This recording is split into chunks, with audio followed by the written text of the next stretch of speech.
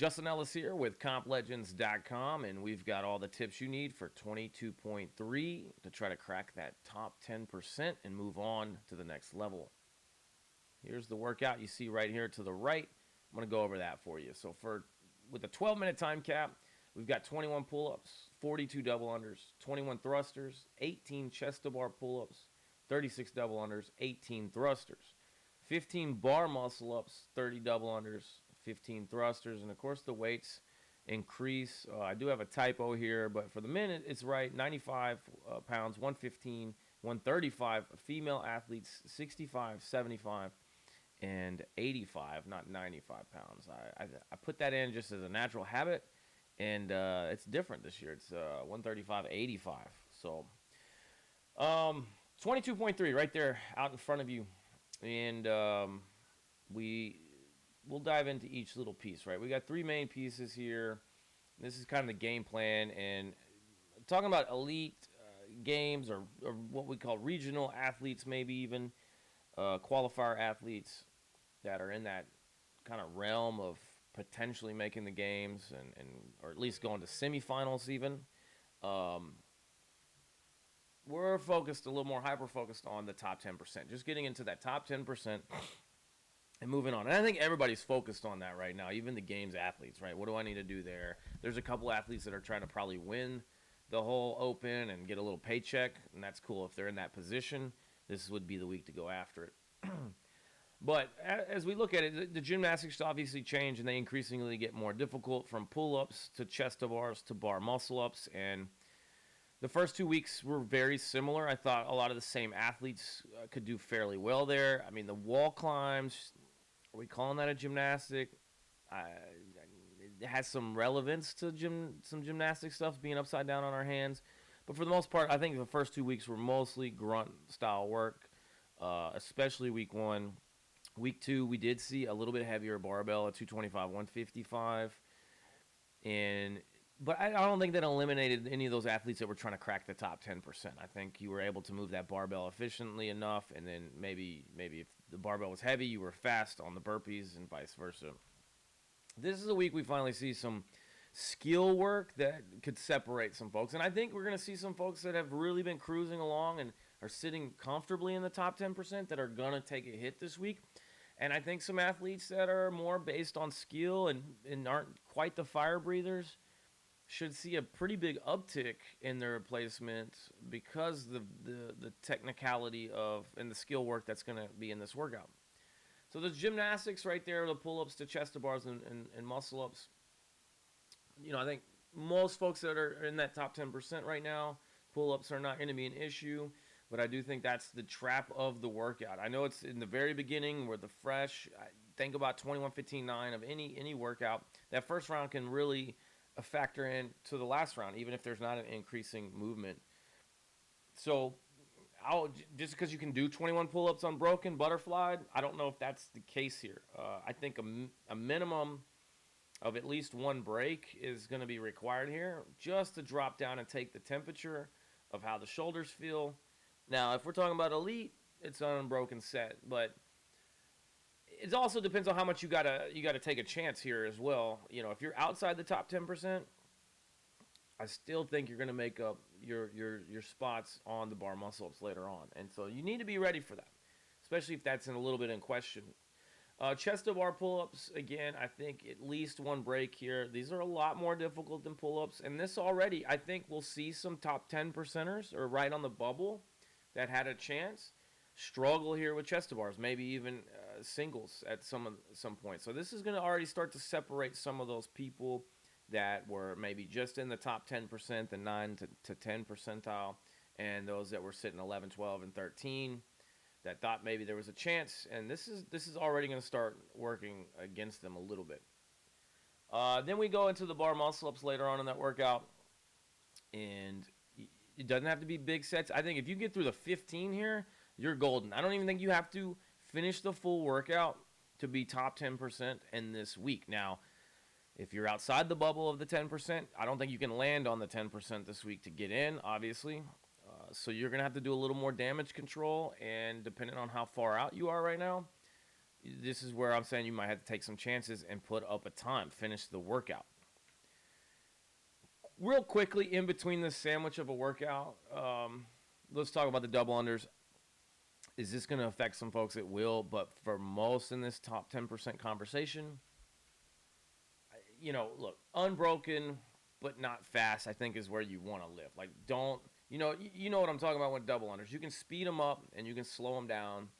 You need to be right there in the middle, very relaxed, because the only thing the double unders can do is hurt you a little bit.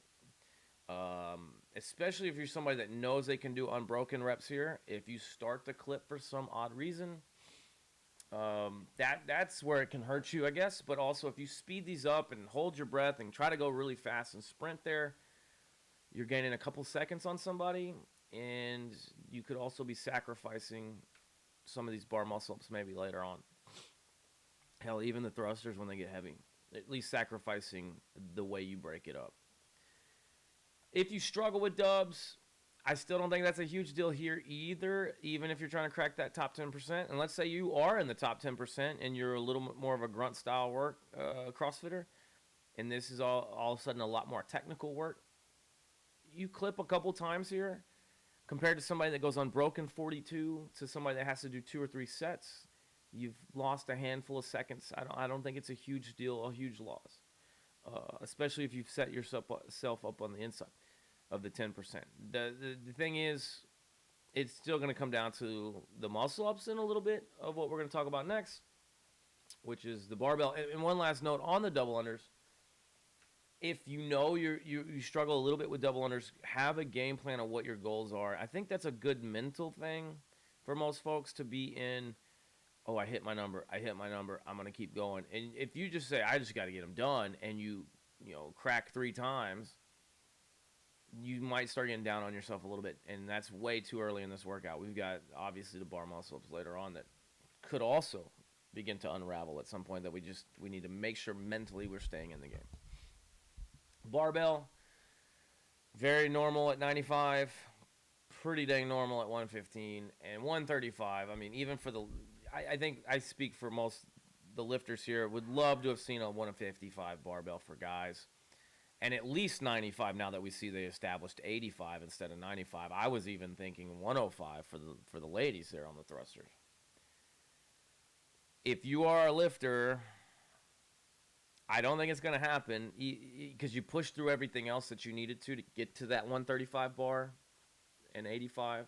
I think ladies are going to have a little bit better time with this, especially if they're lifters.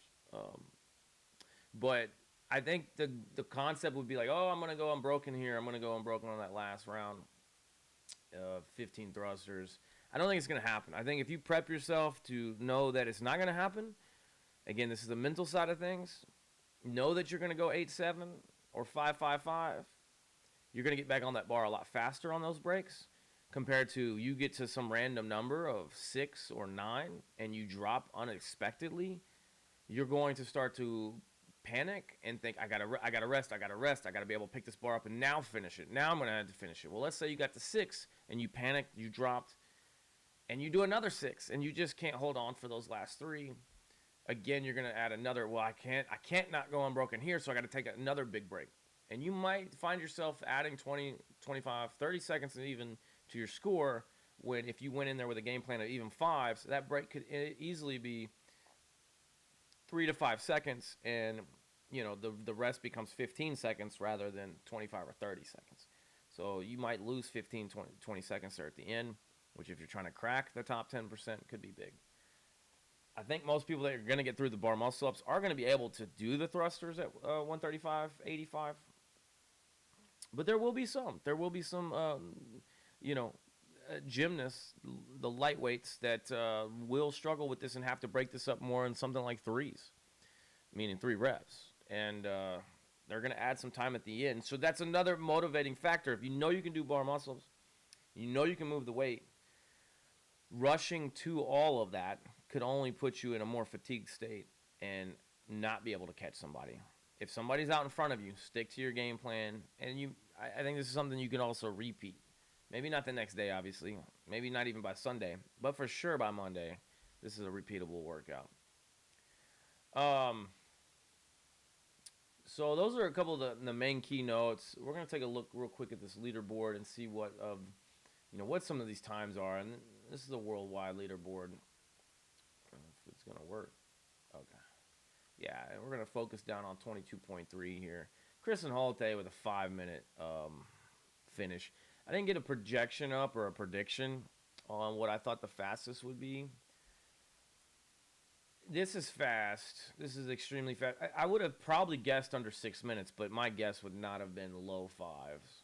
Um, that's and of course, I don't know who's seen it, if she posted a video or not, but that's unbroken everything. I think she's. I thought this workout first released, and I'm always thinking of like the sport of CrossFit, the professional sport of it, not just the top 10%. I thought this was very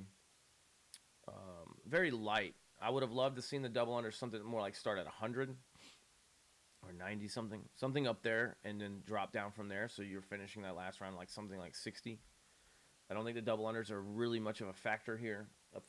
Unless again the top 10%, there's going to be some factors there, but for the professional athletes, not so much. Um, the weights I didn't think were much of a factor. I mean, a lot of these folks are going to train with that weight, and we've seen that in local competition before, so I thought that was fairly light. And the gymnastics side of things, what was it, 30 bar muscle ups the year before or the year before that, whatever it was. Again, 15. It's very obtainable. And look, that might be a good thing. A lot of people in our affiliates that aren't going to make it past the quarterfinals, or maybe not even make it to quarterfinals, are going to have a chance to finish this workout. And that's fun. That's fun for the Open, I think. But it's week 3. It's the finish of the Open. I think you can go a little bit bigger, a little bit harder here. At the same time, running an affiliate, I hear it from both sides.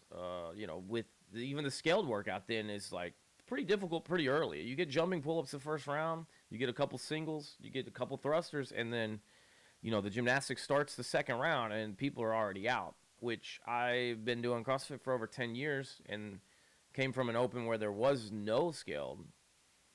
And this might come down to some affiliate owners and some coaches saying, like, they're going to do the best they can on that version, but maybe first giving them a workout. And the foundations is very doable. It's almost, it almost doesn't really translate, again, real well to the workout with jumping jacks being in place of the doubles. That makes sense a little bit.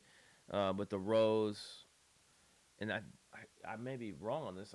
It seemed to be like with the barbell, wasn't it? Because they didn't put rings in for. And I think most athletes could perform some level of rings at this, especially if it was foundations and you kind of had the freedom to self-modify, your depth and your body weight. So I don't know. I like it for some reason. I like the workout.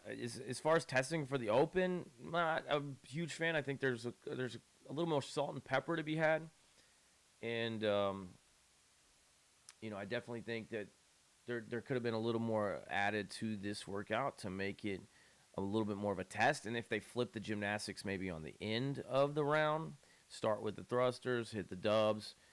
At least there, your RX attempters and your scaled attempters are getting a round and a half in of the workout.